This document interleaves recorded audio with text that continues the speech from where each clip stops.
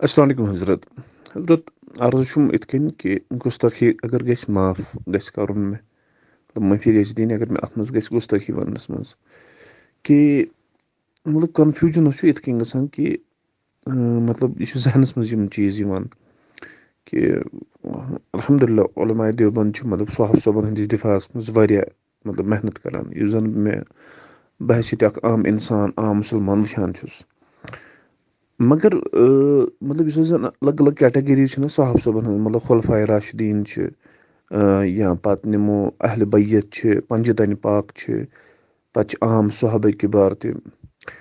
مطلب کینٛہہ صحابہ صٲب چھِ تِم یِمن متعلق گژھان مطلب ذہنس منٛز چھِ گژھان کنفیوٗجن کہِ یِم مطلب تُہۍ چھِو تِہُنٛد دِفاع تہِ کران مگر تِمن زن چھِ شیٖخ خلاف یا باقٕے کُنہِ ذہن مطلب مجبوٗر کران یہِ ماننس پٮ۪ٹھ کہِ کیاہ چھُ اوسمُت مِثال حضرت معاویہ رضی اللہ تعالیٰ عنہ تہٕ مطلب یُس اِنسان وٕچھان چھِ تِم واقعت ہوئی تَتہِ چھُ باسان کہِ نہ تِمو چھُ کوٚرمُت حضرت علی کرم اللہ تعالیٰ وجہ سۭتۍ چھُ ٲسمٕژ مطلب لڑٲے تہٕ مطلب پتہٕ کِتھ کٔنۍ کرو أسۍ یہِ ایٚکسیپٹ کہِ نہ حضرت علی کرم اللہ تعالیٰ وجہ تہِ اوس حقس پٮ۪ٹھ تہٕ حضرت معاویہ رضی اللہ تعالیٰ دۄشوے ٲسۍ حقس پٮ۪ٹھ لڑٲے کتھ پٮ۪ٹھ ٲس تیٚلہِ مطلب دویمٕے چھُ مطلب اگر مےٚ غلطی گژھِ وننس منٛز تہٕ دویمٕے چھُ أکِس ٲسمٕژ کیٛاہ غلطی اکھ چھُ اوسمُت غلط اکھ چھُ اوسمُت حقس پٮ۪ٹھ یہِ چھُ یِوان ذہنس منٛز بیٚیہِ چھِ یِم چیٖز کہِ فتح مکہ وِزِ یِمو ایمان اوٚنُکھ مطلب مُمکِن چھُ کہِ کینٛژھو اوٚنُکھ خوفس منٛزٕے مِثال ہِنٛداہ زن نِمون تِمو اوٚنُکھ خوفس منٛزٕے زوٗ بچاونہٕ موٗجوٗب کینٛژھو مطلب ایمان تِمن تہِ دِمو أسۍ أکِس عام صحابی سُنٛد درجہِ یہِ چھُم گژھان ذہنس منٛز کہِ تُہۍ چھِو اصٕل کٲم کران تُہۍ چھِو مطلب مےٚ چھُ علماء دیوبند سۭتی زیادٕ ہنا مطلب پنُن اکھ دِلی لگاو اکھ مگر تمام صحابہ صٲبن کرو أسۍ دِفاع ٹھیٖک گوٚو مگر کیٛاہ مطلب کینٛہہ صحابہ صٲب آسن تِم کہِ ییٚمہِ سۭتۍ کینٛہہ تِم غلطی گٔے ییٚمہِ سۭتۍ پتہٕ پانہٕ ؤنۍ اختلافات گٔے خُلفاء راشدیٖنن ہٕنٛدِس دورس دورانٕے پتہٕ حضرت عثمان غنی رضی اللہ تعالیٰ سُنٛد قتل یا حضرت عمر رضی اللہ تعالیٰ سُنٛد قتل یا پتہٕ حضرت علی کرم اللہ تعالیٰ وجہ سُنٛد چھُ پتہٕ پایی تہٕ پتہٕ چھُ کربلا پتہٕ چھُ انگنت یِتھی معاملہٕ تہٕ چھُ یہِ مسلہٕ بیٛاکھ مسلہٕ چھُ مِثال کے طور پر شیعہ حضرات چھِ یا پتہٕ چھِ تِمن سۭتۍ کینٛہہ سانہِ اہلِ سُنت منٛز مطلب بریلویتس منٛز کینٛہہ تِم علماء وٕچھان بہٕ یِم اہل البیتن پٮ۪ٹھ زبردست اکھ سُہ کران چھِ تِہُنٛد دِفاع تہِ تِہنٛدۍ تعریٖف تہِ اہل البیتن ہُنٛد پنجتن پاکن ہُنٛد تہٕ یُس زن ہُہ بیٚکہِ طریٖقہٕ اکھ عام علماء ہٕنٛز سُہ اکھ مین سٹریٖم علماء وٕچھوکھ أسۍ مِثال کے طور پر تُہُنٛد ونو أسۍ اَسہِ مطلب علماء دیوبند عام طور چھُ تۄہہِ صحابہ صٲبن ہُنٛد مطلب عموٗمی طور کران اکھ تعریٖف یہِ اہل البیت پنجتنہِ پاک الگ الگ کیٹگری چھُنہٕ تُہۍ تیوٗتاہ کران کینٛہہ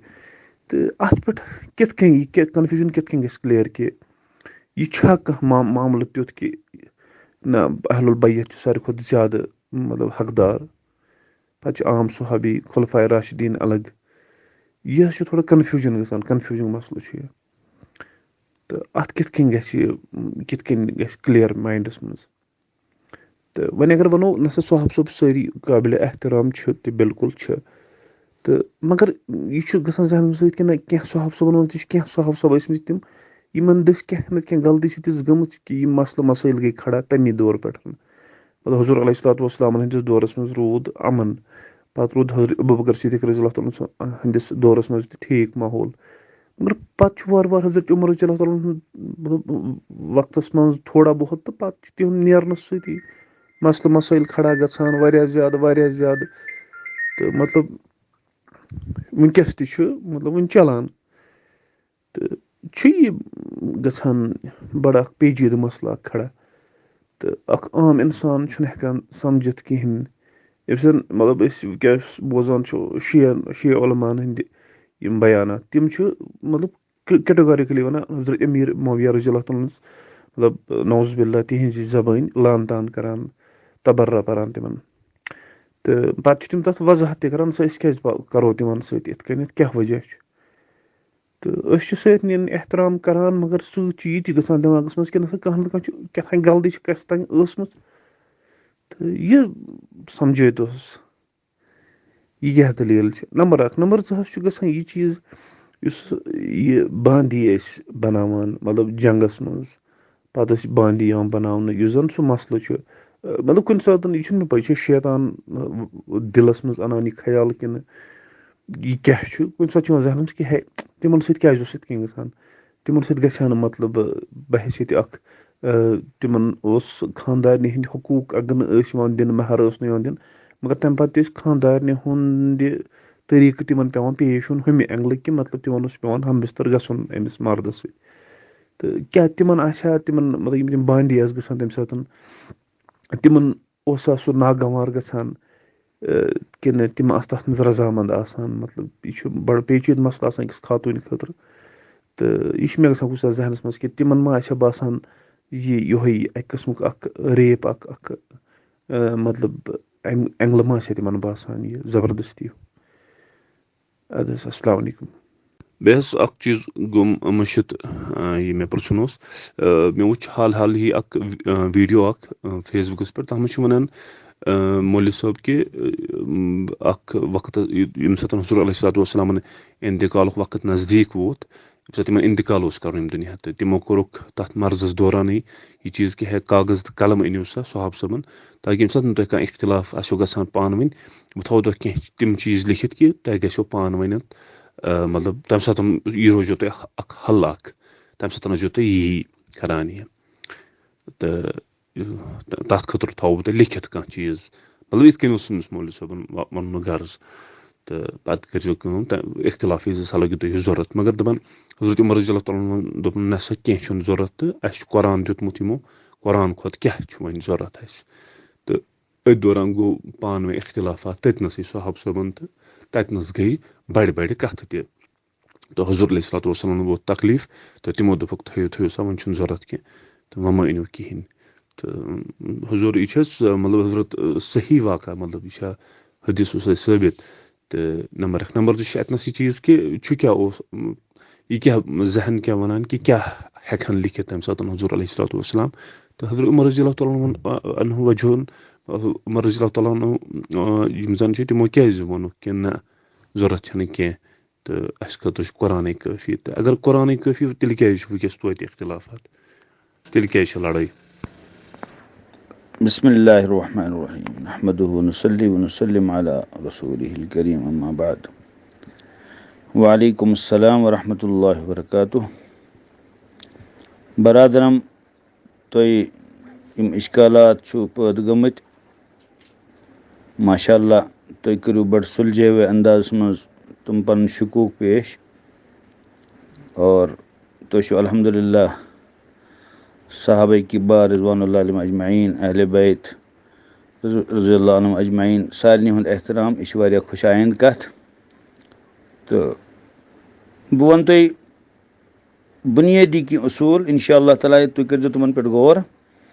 اور تَمہِ پَتہٕ تہِ اگر نہٕ تۄہہِ تشبی گژھِ تہٕ اِنشاء اللہ تعالیٰ مزیٖد تہِ ہٮ۪کو اِنشاء اللہ تعالیٰ تۄہہِ رہبری کٔرِتھ اِنشاء اللہ تمام شکوٗک گژھن دوٗر. یُس تۄہہِ ووٚنو کہِ صحابہٕ صٲبَن منٛز چھِ مختلف کیٹَگٔری یہِ چھِ برحق خُلفاء راشدیٖن چھِ عشرہ مُبشرہ چھِ اور اصحابِ بدر چھِ یِمَن ہُنٛد مقام چھِ صحابہٕ صٲبَن منٛز تہِ واریاہ تھوٚد لیکن اَتہِ چھِ أکِس بُنیٲدی پویِنٛٹَس پٮ۪ٹھ اَسہِ غور کَرُن بَڑٕ غورٕ سان بوٗزِو یہِ کَتھ کہِ یِم سٲنۍ شِیا حضرات چھِ تِمَن ہُنٛدِ تنقیٖدُک یا تبرہ بٲزی ہُنٛد بُنیاد چھُنہٕ قرآن یا حدیث کِہیٖنۍ تَمِچ بُنیاد چھِ تاریٖخی رِوایات غیر مُستند رِوایات اور یِمہٕ محدثیٖنِ کِرامو اور ماہریٖنِ فنو رِجَکٹ چھِ کٔرمٕژ اور اگر تِم رِوایات آسن تہِ کُنہِ حدس تانۍ تہٕ مگر أسۍ چھِ وٕچھان قرآنِ مجیٖدُک بیان بٕتھِ قرآن چھُ دیٖنُک منبع تہٕ سرچشمہٕ قرآن کِس بیانَس برونٛہہ کَنہِ ہیٚکہِ نہٕ کانٛہہ چیٖز ٹھہرِتھ کِہیٖنۍ لہٰذا چھِ ذہنَس منٛز یہِ تھاوُن کہِ تمام صحابہ کرام رضوان اللہ علیہم اجمعیٖنَن دِژ اللہ تبارک و تعالیٰ ہن گارنٹی قرآنَس منٛز جایہِ جایہِ کہ أکِس جایہِ فرموکھ لا یستوی منکم من انفق من قبل الفتح وقاتل اولئک اعظم درجة من الذین انفقوا من بعد وقاتلوا وکلا وعد اللہ الحسنى. کہ فتح مکہ برونٛہہ یِمو خۄداے سٕنٛدِ وَتہِ منٛز جہاد کوٚر، خرٕچ کوٚر، تِم تہٕ یِمو اَمہِ پَتہٕ کوٚر تِم ہٮ۪کَن نہٕ برابر ٲسِتھ کِہیٖنۍ. لیکن پَتہٕ فرموکھ سۭتی وکُلم وعد اللہ الحسنى، تمامن سۭتۍ کوٚر اللہ تعالیٰ ہن جنتُک وعدٕ. حسنہ چھِ قرآنِ مجیٖدَس منٛز بمانے جنت آمُت استعمال کرنہٕ، للذیٖنَ احسنوا الحسنى وزیادہ، کہ یِمو نیک اعمال کٔرۍ تِمن خٲطرٕ چھُ حسنہ اور مزیٖد چیٖز تہِ. مزیٖد کیاہ چھِ یعنی اللہ تعالیٰ سٕنٛز زیارت وغیرہ. تہٕ تمام صحابہ کرام رضوان اللہ علیہم اجمعین متعلق فرما اللہ تعالیٰ رضی اللہ عنہم ورضوا عنہ. اور آز تہِ چھِ أسۍ یہِ سیٖگہٕ یِتھُے تِمن ہُنٛد اسمِ مُبارک سانہِ زیٚیہِ پٮ۪ٹھ یِوان چھِ أسۍ پران رضی اللہ عنہم ورضوا عنہ. تہٕ یہِ چھُ اُمتُک اجمٲعی عقیٖدٕ. اہلِ سُنت والجماعت چھِ أتھی پٮ۪ٹھ قٲیِم، اور تِمن چھُ ناوٕے اہلِ سُنت والجماعت اَتھ بُنیادس پٮ۪ٹھ کہِ تِم چھِ مانان سُنت رسول اللہ صلی اللہ علیہ وسلم. اور صحابہ کرام رضوان اللہ علیہم اجمعین جماعت چھِ سٲنۍ سربراہ، سٲنۍ سرگرو، اور اَسہِ چھِ اَتھ چیٖزس پٮ۪ٹھ پوٗرٕ پٲٹھۍ ایمان تہٕ اطمینان. اگر أسۍ وٕچھو ییٚتہِ یِم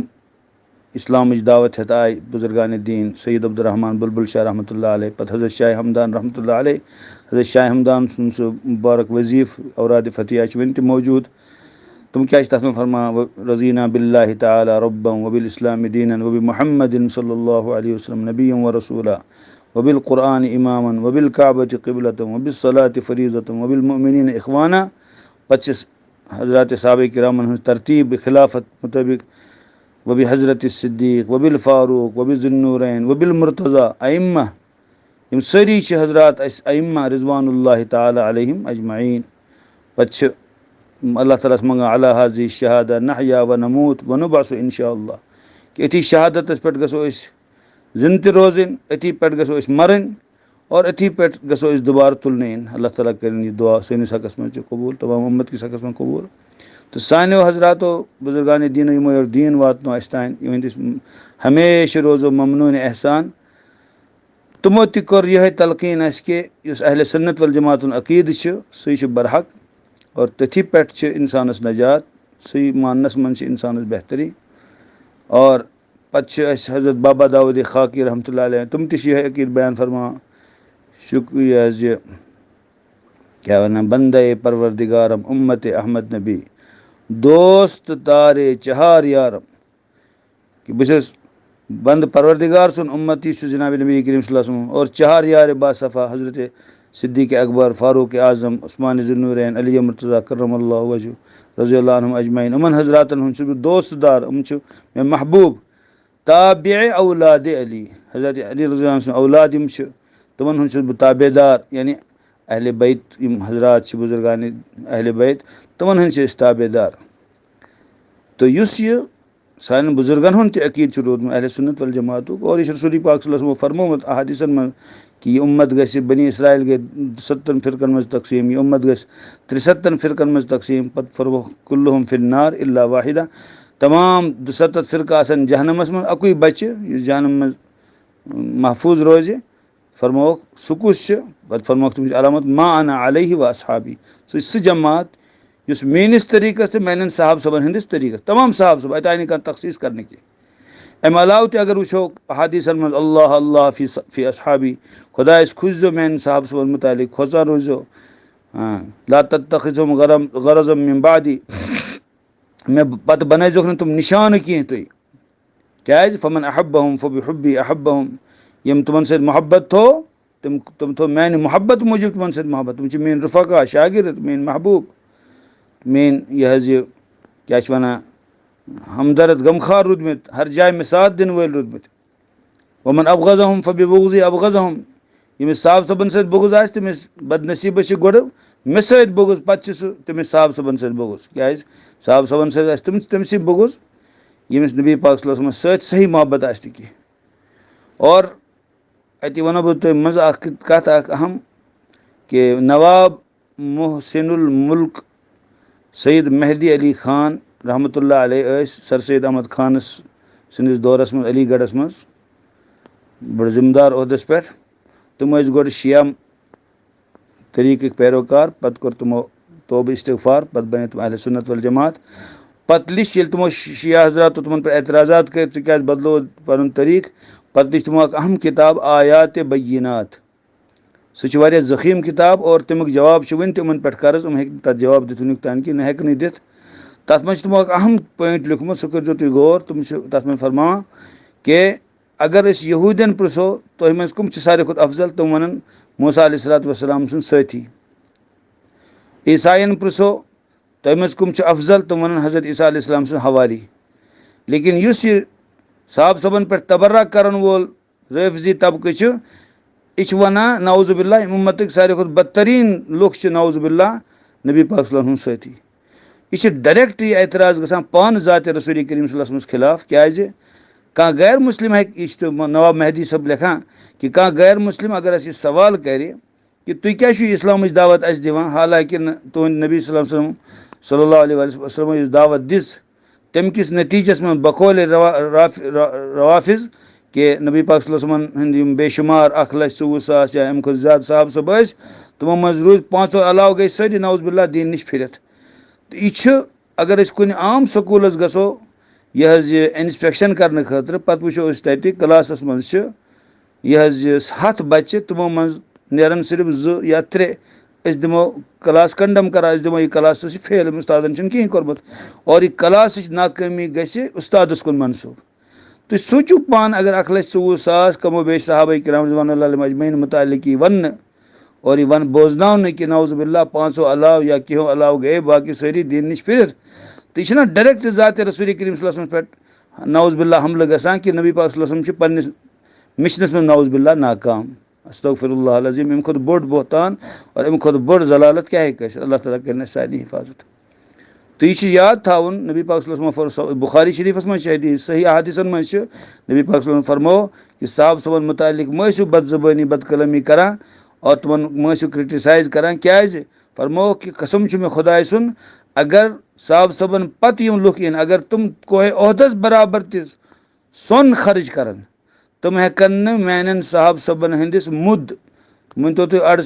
سیر پاو اَتھ ہٮ۪کن نہٕ تِم برابری کٔرِتھ کِہیٖنۍ نہ اَمہِ کِس نٮ۪صفس گویا کہِ اَکہِ طرفہٕ کرن پوٚتُس یِنہٕ وٲلۍ تابعیٖن تبے تابعیٖن تہِ چھِ اَتھ منٛز تِم کرن کوہے عہدس برابر خۄداے سٕنٛدۍ وَتہِ سۄن خرٕچ بیٚکہِ سایڈٕ آسہِ صحابہٕ صٲبو کٲنٛسہِ صحابہٕ صٲبن آسہِ کوٚرمُت کہِ مُد یُس اکھ لۄکُٹُے پیمان چھُ اَڑٕ سیر آسہِ یا پاو آسہِ تمیُک پوٗرٕ یا تمیُک نٮ۪صف آسہِ تٔمۍ خۄداے سٕنٛدۍ وَتہِ منٛز دیُتمُت یِہوے چھِ اللہ تعالیٰ سٕنٛدِ نزدیٖک زیادٕ افضل تہٕ بہتر وٕچھِو تُہۍ کیاہ شان چھِ صحابہ کرامن رضوان اللہ علیہم اجمعین صحابہ کرامن ہٕنٛز عظمت چھِ رسول پاک صلی اللہ علیہ وسلم عظمت موٗجوٗب اور تِمن سۭتۍ اگر بُغض چھِ تٔمِس اِنسانس چھِنہٕ محبت جناب نبی پاک صلی اللہ علیہ وسلم سۭتۍ کینٛہہ بُغضٕے ہیٚکٮ۪س ٲسِتھ یہِ واضح چھِ دلایلو سۭتۍ تہٕ غرض یِم ؤنۍ مےٚ منٛزٕ تۄہہِ کتھ اصل تھٲیِو تُہۍ یہِ چیٖز ذہنس منٛز اکہِ طرفہٕ چھُ قرآنِ مجیٖدُک بیان کہِ قرآنِ مجیٖدن دِژ یِمن سرٹِفِکیٹ حتیٰ کہِ تۄہہِ گژھِو یاد آسُن بُخاری شریٖفس منٛز تہِ چھِ واقعہ اور تفاصیٖرن منٛز سورہ ممتحنہ کہِ شانہِ نزوٗلس منٛز آمُت حضرت حاتب بن ابی بلتہ رضی اللہ عنہ تِمو اوس چوٗنٛکہِ تِمن اوس عیال مکہ شریٖفس منٛز نبی پاک صلی اللہ علیہ وسلمن ییٚلہِ فتح مکہُک پروگرام اوس تور مکہ شریٖف چڑٲے کرنس تتھ دوران تتھ متعلق رسول اللہ صلی اللہ علیہ وسلم ٲسۍ نہٕ پنُن یہِ حظ یہِ عزم عام طور پر اظہار فرماوان کہِ یہِ چھِ جنگی اکھ حکمت عملی آسان مگر حضرت حاتب بن ابی بلتہ رضی اللہ عنہن سوٗز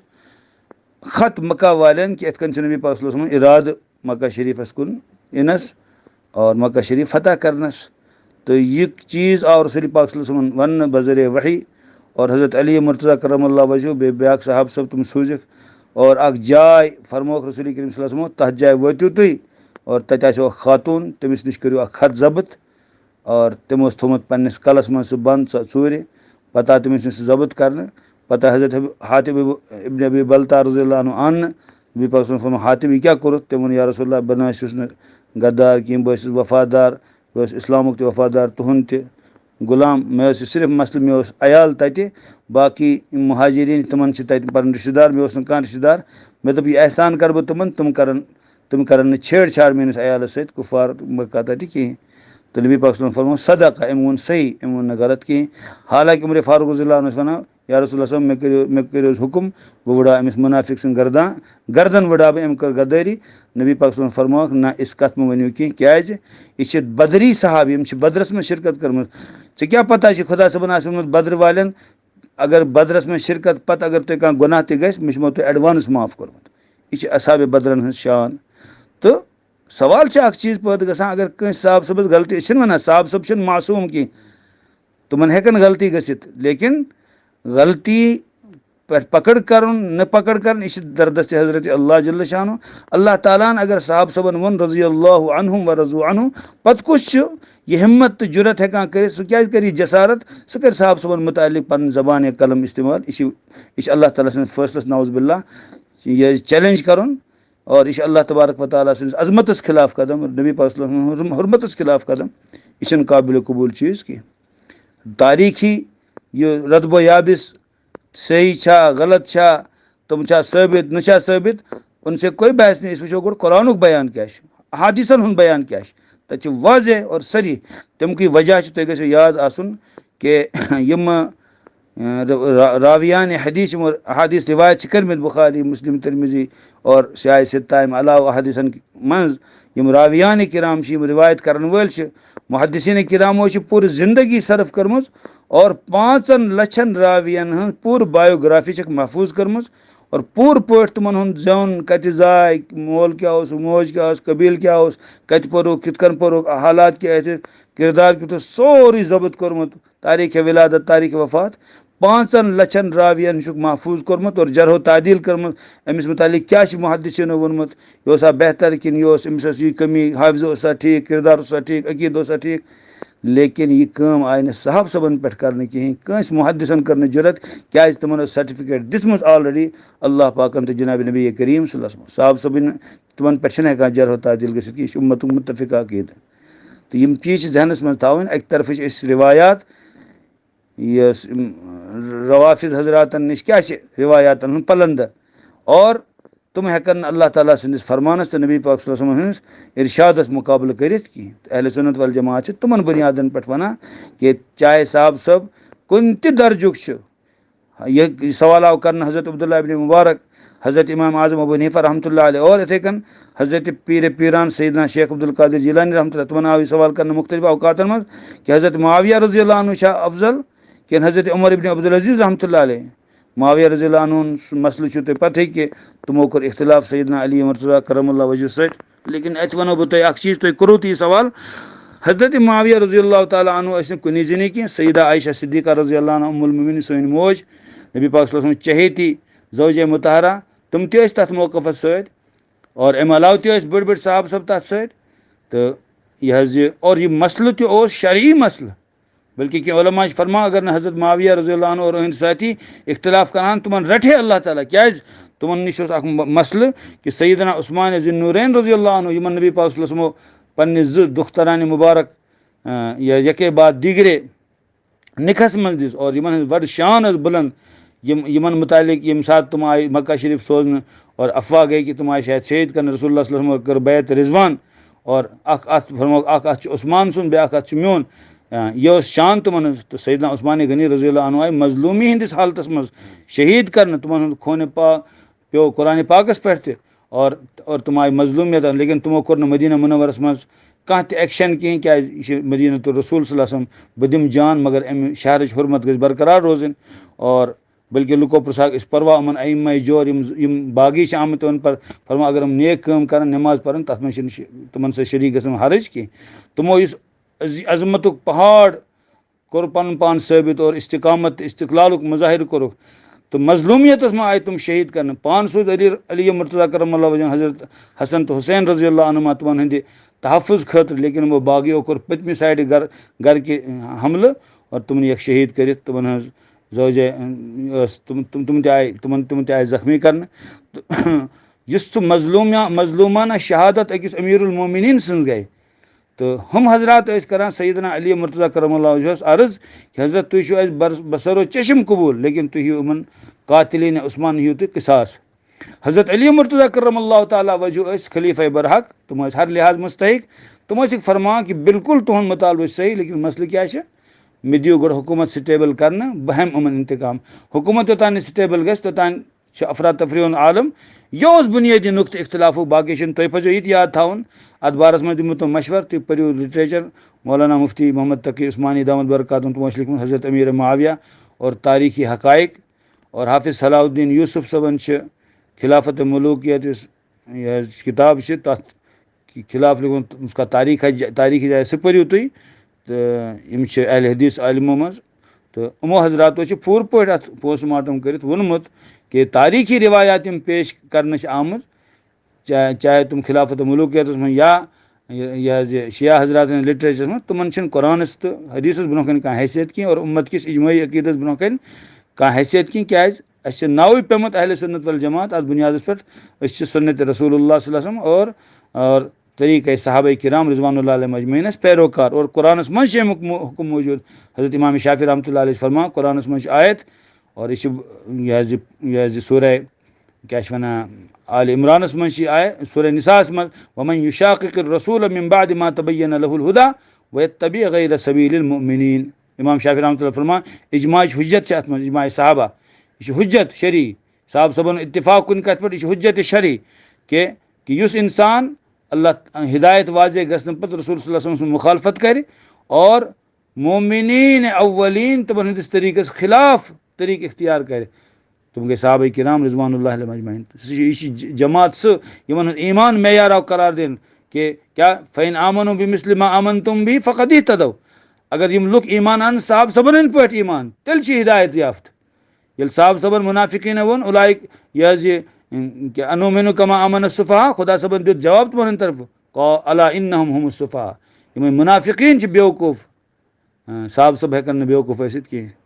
تہٕ یہِ چھُ اَسہِ سونٛچُن کہِ قرآن کۭژاہ عظمت کٔر تمام صحابہ کرامن توے فرموو نبی پاک صلی اللہ علیہ وسلم اصحابی کالنجوٗم میٲنۍ صحابہ چھِ میٲنۍ صحابہ کرام سٲری رضوان اللہ علیہم اجمعین تِم چھِ کٔمۍ گٔے نجوٗم ہدایت یعنی آسمانس پٮ۪ٹھ کٔنۍ تارک چھِ روشنی پھٔہلاوان یِتھے کٔنۍ چھِ ہر صحابی تارکن ہُنٛد مانان اور تِمن بِأَیِّہِم اقتدیتُم اہتدیتُم ییٚمِس صحابہ صٲبس تُہۍ اقتدا کٔرِو پیروی کٔرِو تُہۍ لٔبِو ہدایت یہِ فرموو جنابِ نبی پاک صلی اللہ علیہ وسلم تہٕ حضرت سیدنا معاویہ رضی اللہ تعالیٰ عنہ یُس تِمو مسلہٕ تُل سُہ اوس شرعی مسلہٕ اکھ البتہ یُس تِمو اختلاف کوٚر مُقابلہٕ آرٲیی کٔر سُہ چھِ تِمن ہٕنٛز اجتہٲدی غلطی اور قانوٗن چھُ یہِ مُجتہد اگر صحیح فٲصلہٕ کرِ تٔمِس چھِ 2 ثواب مِلان 2 اجر مِلان اور اگر تٔمِس فٲصلہٕ غلط آسہِ تٔمِس چھِ 1 اجر بہرحال اجتہادُک مِلان تہٕ اَتھ بُنیادس پٮ۪ٹھ سیدنا امیر معاویہ رضی اللہ عنہ یا حضرت سیدہ عائشہ صدیقہ رضی اللہ عنہ ام المومنین تِمن خلاف بد زبٲنی بد کلٲمی بدگمٲنی کران یہِ چھِ پنُن ایمان تار کرنس مُترادِف یہِ چھِ اِنسان پننسٕے پانس نۄقصان واتناوان بہرحال مےٚ کوٚر تۄہہِ عرض بُنیٲدی پویِنٹ تھٲیِو تُہۍ ذہنس منٛز کہِ سیدنا یہِ حظ یہِ امیر معاویہ رضی اللہ تعالیٰ عنہ یِمن تہٕ حضرت عمر ابن عبدالعزیز یِمو تابعیٖنو منٛز ٲسۍ اور یِمو 2 ؤرین سُہ حکوٗمت کٔر یَتھ وَنان چھِ خلافت راشدُک نموٗنہٕ اوس تہٕ أکۍ عام اِنسان کوٚر أکۍ شخصن کوٚر سوال حضرت یِہوٚے سوال آو حضرت عبداللہ ابن مُبارک رحمتہ اللہ علیہ یِم بٔڑِ پایِکۍ محدث ٲسۍ امام بخاری رحمتہ اللہ سُنٛد اُستاد الاساتذہ تہٕ اور یِتھے کٔنۍ حضرت امام حنیفہ رحمتہ اللہ سٕنٛدۍ شاگرد اور یِتھے کٔنۍ امام صٲبس تہِ آو یہِ امام حنیفہ رحمتہ اللہ تہِ پرٛژھنہٕ عبداللہ ابن مُبارک رحمتہ اللہ تہِ آو پرٛژھنہٕ اور حضرت سیدنا شیخ عبدالقادر جیلانی رحمتہ اللہ تہِ آو پرٛژھنہٕ مُختلف اوقاتن منٛز کہِ امیر معاویہ رضی اللہ عنہ چھا افضل یِمو خلیفہ برحقت سۭتۍ مُقابلہٕ آرٲیی کٔر اجتہٲدی غلطی کی سبب کِنہٕ حضرت عمر ابن عبدالعزیز رحمتہ اللہ علیہ ییٚمہِ سٕنٛدِس دورس منٛز عدل و انصاف اوس اعلیٰ پیمانس پٮ۪ٹھ حتیٰ کہِ رامہون تہٕ ژھاوجِس أکسٕے جایہِ کیاہ تریش چٮ۪وان رامہونس منٛز ژھاوجہِ واتناوان نۄقصان کینٛہہ تہٕ حضرتو 3 حضرتو کیاہ جواب دیُت کہِ تُہۍ چھُوا کران امیر معاویہ رضی اللہ عنہس تہٕ حضرت عمر ابن عبدالعزیز رحمتہ اللہ مُقابلہٕ فرموو خۄداے سُنٛد قسم ییٚمہِ ساتہٕ حضرت امیر معاویہ رضی اللہ عنہ نبی کریم صلی اللہ علیہ وسلم سۭتۍ سفرس منٛز ٲسۍ آسان یا جہادس منٛز آسان تمہِ ساتہٕ یُس گرد تِمن ہٕنٛدِس گُرِس نستہِ منٛز ٲس گژھان سُہ گرد تہِ چھِ عمر ابن عبدالعزیز کھۄتہٕ افضل توے چھُ اُمتُک عقیٖدٕ یہِ کہ بعد میں آنے والا کوئی چاہے کتنا بڑا قطب اور ولی ہو کتنا بڑا علامہ ہو کتنا بڑا متقی ہو وہ کسی ادنا صحابی کی گرد کو نہیں پہنچ سکتا یہ امتُک عقیٖدٕ حظ متفقہ عقیٖدٕ تو مے عرض کرن کہ اکہ طرف قرآن و سنت، صحیح احادیث متواتر احادیث اور قرآن مجید بیان، فرمان خدا تو فرمان رسول اللہ صلی اللہ علیہ وسلم، اجماع امت، اور بیک طرف روایات اور تاریخی روایات اور تم ردب و یابس غیر معتبر چیز، ان کی کوئی حیثیت نہیں ہے. پوری دنیا بھی کھڑی ہو جائے کوئی حیثیت اس کی نہیں ہے. یہ تھاؤن بنیادی طور ذہنس من. باقی اس تھی ونو کہ سیدنا عمر فاروق رضی اللہ عنہ یل نبی پاک صلی اللہ علیہ وسلم ٲخری وقت اس تمہ سات واقعہ گو، یہ صحیح بخاری شریفس من یہ واقعہ، مگر اس ام برہ اخ چیز ذہنس من تھاون کہ نبی پاک صلی اللہ تعالیٰ علیہ وسلم اس باضابطہ ارشادات فرمٲمٕتۍ یم سۭتۍ سمجھدارن اس تورمت فکری، بلکہ اکثرن اس تورمت فکری کہ خلافتک حقدار سیدنا ابوبکر صدیق رضی اللہ تعالیٰ عنہ. نبی پاک صلی اللہ علیہ وسلم بنائی تم سن 9 ہجریس من، پان فرموک حجۃ الوداع 10 ہجریس من، سن 9 ہجریس من آئے امیر الحج بناونہ سیدنا ابوبکر صدیق رضی اللہ تعالیٰ عنہ. 100 نمازن کر نبی پاک صلی اللہ علیہ وسلم حیات مبارکس مز امامت صحابہ کرامن سیدنا ابوبکر صدیق رضی اللہ تعالیٰ عنہ بحکم جناب نبی کریم صلی اللہ علیہ وسلم. اگر اس اسلامی عبادات وچو، اسلامک سورے سسٹم وچو، تت من یا مالی عبادات یا بدنی عبادات یا دونوں مرکب. مثلا نماز بدنی عبادت، زکوٰۃ مالی عبادت، اور حج مالی تو بدنی عبادت مرکب، اور روز صرف بدنی عبادت. تو حضرت ابوبکر صدیق رضی اللہ عنہ آئی نماز مز امیر بناؤ 100 نمازن ہند امامت کرنو تو تمو نبی پاک صلی اللہ علیہ وسلم موجودگی مز اور حضور صلی اللہ علیہ وسلم ہند حکم ست تم پان یہ ملاحظہ فرماوان. تو گو بکس بدنی عبادت مز آئی تم خلیفہ رسول اللہ صلی اللہ علیہ وسلم بناؤ من جانب رسول اللہ صلی اللہ علیہ وسلم، اور صاحب صبح کر تم تسلیم. اور بیاا گو پتہ مالی تو بدنی عبادتک مرکب، سہ گو حج، امیر الحج آئی بناؤ تمام صاحب صبن پہ، اور نبی پاک صلی اللہ علیہ وسلم بنائی تم. امہ سۭتۍ لوگ تمام زانن والن پتہ کہ دین کس سرسی نظامس آئی خلیف بناؤ سیدنا ابوبکر صدیق رضی اللہ تعالیٰ. بے فرما نبی پاک صلی اللہ علیہ وسلم تمام لُکو یمو مے پہ احسان کور میں چُکو تمن بدلہ، ابوبکر صدیق سن بدلہ ہیٚکہ نہٕ بہٕ چُکٲیِتھ کینٛہہ. بخاری شریف روایت موجود تٔمِس دی اللہ تعالیٰ پننہِ خزان منٛز تمیُک بدلہ، اور فرمووُکھ کہ تمام درواز اور تمام روشن دان یِن بند کرنہٕ مسجد نبویس کُن یِم کھُلان چھِ لُکن ہٕنٛدۍ سوائے ابوبکر صدیق رضی اللہ عنہ، تمن ہُنٛد درواز روزِ یلہٕ. ییٖتیاہ اوس خلافتس کُن اشارہ، ییٖتیاہ واضح تہٕ صریح اشارات ٲسۍ آمٕتۍ. اور امہِ علاوٕ تہِ یہِ حظ یہِ غارِ ثورس منٛز کٕم ٲسۍ سۭتۍ اور ہمیشہ کٕم روٗدۍ سۭتۍ، کۭژاہ تاریخ چھِ سیدنا ابوبکر صدیق رضی اللہ عنہ سُہ چھِنہٕ محتاج بیان کِہیٖنۍ. تو ییٚلہِ یِم تمام چیٖز موجوٗد ٲسۍ نبی پاک صلی اللہ علیہ وسلم ٲخری وقت چھِ، تمہِ ساتہٕ ٲسۍ رسول کریم صلی اللہ علیہ وسلم اللہ تعالیٰ سۭتۍ خاص طریٖقس منٛز مربوٗط. تو سیدنا عمر فاروق رضی اللہ تعالیٰ عنہ چھِ تمہِ ساتہٕ ونان کہ نبی کریم صلی اللہ علیہ وسلم چھُ وٕنکیٚنس اللہ تعالیٰ نِش تشریٖف نیُن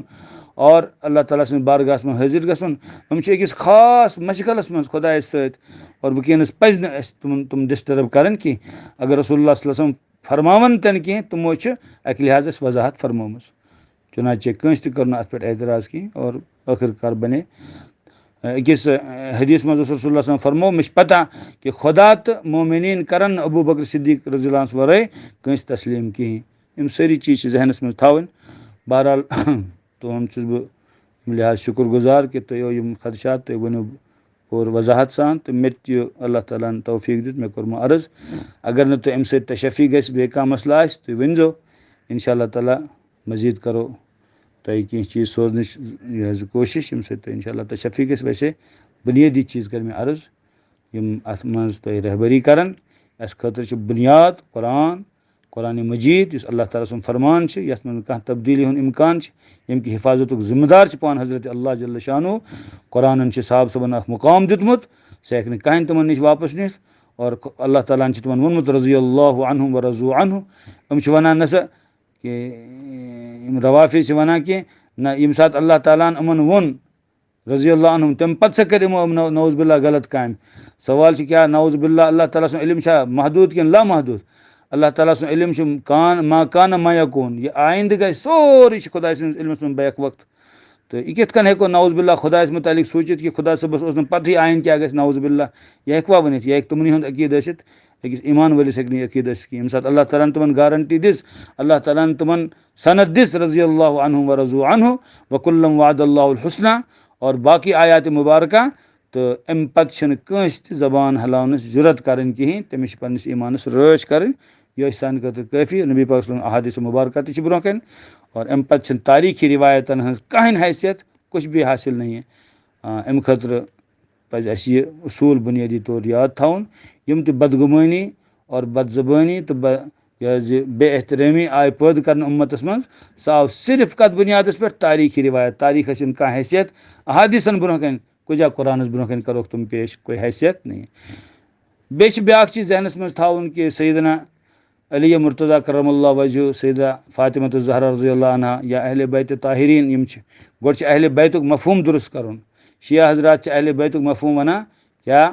کہِ یِم چھِ صرف یُس تُہۍ ووٚنوُ پنٛجتنہِ پاک. یہِ پنٛجتنہِ پاک لفظ تہِ چھِ قابلِ اعتراضی، تہٕ پنٛجتنٕے یٲتۍ چھِنہٕ پاک کینٛہہ، اَمہِ علاوٕ تہِ چھِ پاک الحمدُاللہ. یہِ تہِ چھِ اکھ خاص ذہنیت تَمِچ عکاسی کران کہِ ییٚلہِ سیدنا یِم تہِ چھِ یِم چھِ یقیٖناً یِم حضرات پاک، یِم چھِ سٲنۍ سربراہ تہٕ اِمام، لیکن ابوٗ بکر صدیٖق رضی اللہ عمر فاروق رضی اللہ یِم تہِ چھِ پاک. یِم وٕنکیٚنس تہِ جنابِ محمد رسول اللہ صلی اللہ علیہ وسلم ہٕنٛدِ جسمِ مبارکس سۭتۍ چھِ آرام فرمٲیِتھ، تِم آسن نہٕ پاک تہٕ تیٚلہِ کٕم آسن پاک. تہٕ یہِ چھِ اکھ خاص ذہنیت یہِ حظ یہِ یِوان پٲدٕ کرنہٕ پنٛجتنہِ پاک، یعنی نعوذ باللہ باقین متعلق چھِ باقی خیالات باسان اَتھ تہِ چھِ اصلاح کرنٕچ ضوٚرتھ. تہٕ بہٕ چھُس وَنان یہِ اُمتُک عقیٖدٕ چھِ حضراتِ صحابہ کرام رضوان اللہ علیہم اجمعین، حضرات اہل بیت رضی اللہ عنہم اجمعین، یِم چھِ سٲری صحابے. حضرات اہل بیت رضی اللہ عنہم اجمعین تہِ چھِ صحابہ، تہٕ یِم صحابہٕ صٲبن ہٕنٛدۍ فضایل چھِ تِم چھِ تِمن ہٕنٛدۍ تہِ. اور تُہۍ وٕچھِو کہِ کِتھ کٔنۍ اوس باہمی احترام. اہل بیتن منٛز ٲسۍ عمر ناو یِوان تھاونہٕ، ابوٗ بکر ناو یِوان تھاونہٕ، عثمان ناو یِوان تھاونہٕ، اور رِشتہٕ گٔے باہمی طور. کوٗتاہ محبت اوس. اَتھ بارس منٛز مےٚ اکھ کِتاب تہِ لیٖچھمٕژ، یہِ حظ یہِ اگر تۄہہِ موقعہٕ آسہِ کانٛہہ صوٗرت آسہِ تہٕ بہٕ ہٮ۪کو تۄہہِ سُہ سوٗزِتھ تہِ، تُہۍ ہیٚکِو تۄہہِ تفصیٖلی مُطالعہ تہِ تَتھ کٔرِتھ کہِ یہِ اُمتس برونٛہہ کَنہِ پیش یِوان کرنہٕ یِمن اوس باہمی نعوذ باللہ عداوت یا دوٗرِ کوئی بات نہیں ہے، قطعاً نہیں ہے، بالکل کوئی مسئلہ نہیں ہے. حضرت فاطمہ الزہرا رضی اللہ تعالیٰ عنہا آیے باب صٲبن ہٕنٛز وراثت طلب کرنہِ صدیٖق اکبر رضی اللہ عنہ نِش، باب فدق وغیرہ. تِمو فرمو حظ تورٕ کہِ حضرت نبی کریم صلی اللہ علیہ وسلم فرمو کہ لا نورثُ ولا نورثُ، لا نورثُ ولا نرثُ. أسۍ نہ چھِ انبیا علیہم السلام نہ چھِ أسۍ وٲرِث بنان، نہ چھِ أسۍ کٲنٛسہِ وٲرِث بناوان. لہٰذا یہِ اَسہِ ترٛوو ما ترکنا صدقہ، یا اَسہِ ترٛوو سُہ چھُ صدقہٕ اُمت خٲطرٕ. تہٕ حضرت فاطمہ الزہرا رضی اللہ تعالیٰ عنہا، اللہ تعالیٰ سُنٛد بے شُمار رحمت ٲسِن تِمن پٮ۪ٹھ، تِمو فرمو تمہِ ساتہٕ بہٕ کرو نہٕ آیندٕ تۄہہِ سۭتۍ اَتھ بارس منٛز کٕہٕنۍ گفتگوٗ، کیازِ بہٕ گٔیس مطمعین تُہۍ ووٚنوُ صحیح. یہِ چھُ احادیثن منٛز موٗجوٗد، بُخاری شریٖفن باقٕے ترمذی شریٖفن باقین جاین چھُ موٗجوٗد. تہٕ یِمن رِوایتن پٮ۪ٹھ چھُ اَسہِ پَس تہٕ یقیٖن کرُن. صحابہ صٲبن ہٕنٛز شان چھِ سُے، یِم ٲسۍ سٲری، یِمن اوس اللہ تعالیٰ ہن دِلن جوڑ دیُتمُت. قرآن چھُ وَنان وَأَلَّفَ بَیْنَ قُلوٗبِہِم، رۄبن جوٗڑ تِمن ہُنٛد دِل. اور یِم چھِ پیش کران یِتھ کٔنۍ کہِ نعوذ باللہ یِمن ہٕنٛدۍ دِلن منٛز اوس نہٕ جوڑ کینٛہہ، توڑ اوس نعوذ باللہ. یِم سٲری چیٖز چھِ اَسہِ ذہنس منٛز تھاوٕنۍ. اہل بیت طاہریٖن، اہل سُنت والجماعتس چھِ اہل بیتن سۭتۍ کوتاہ محبت. تُہۍ وٕچھِو جمعُک خُطبہٕ بوٗزِو، تتھ منٛز کیاہ چھُ یِوان وَننہٕ؟ ییٚتہِ صحابہٕ صٲبن ہُنٛد ناو چھُ یِوان ابوٗ بکر صدیٖق، عمر فاروق، عشرہ مبشرہ، خلفاء راشدیٖن. تتہِ چھِ یِوان کہِ وعلیٰ عمّیہ المکرمین بین الناس ابی عمارۃ الحمزہ وابو الفضل عباس، حضرت حمزہ عباس رضی اللہ عنہ. اور کیا کہتے ہیں سید وسید الشہداء حمزہ، اور وسیدۃ النساء اہل الجنہ فاطمہ. اور کیاہ چھِ وَنان یِتھے کٔنۍ الحسن والحسین سیدہ شباب اہل الجنہ رضی اللہ عنہما. ہر خطبس منٛز چھِ أسۍ پران حضرات حسنین رضی اللہ عنہما چھِ جنتٕکٮ۪ن نوجوانن ہٕنٛز سردار، اور تِمن ہٕنٛز والدہ مکرمہ بطوٗل، اور یہِ حظ یہِ حضرت سیدہ فاطمہ الزہرا رضی اللہ عنہا جگر گوشے رسول اکرم صلی اللہ علیہ وسلم، تِم چھِ جنتٕچٮ۪ن خواتین ہٕنٛز سردار. اللہ اکبر. احادیثن منٛز یہِ فضیٖلت تِمن آمٕژ. تہٕ اہل سنت والجماعت چھِ علی الاعلان ہر جمعہ کِس خطبس منٛز تِمن اہل بیت طاہریٖنن ہُنٛد یہِ حظ یہِ کیاہ چھِ وَنان عظمت ظٲہر کران اور تِمن ہٕنٛز عظمت بیان کران. اَسہِ نِش چھِنہٕ کانٛہہ فرق کِہیٖنۍ. أسۍ چھِ الحمدُاللہ صحابہ کرامن اہل بیتن تمامن سۭتۍ دِلُک محبت، اور أسۍ چھِ وَنان اللہ تعالیٰ گژھِ اَسہِ تِمن ہُنٛد غُلٲمی نصیٖب کرُن دُنیاہس تہٕ ٲخرتس منٛز. سُہ چھُ سانہِ خٲطرٕ باعث نجات. یِم چیٖز چھِ بہرحال،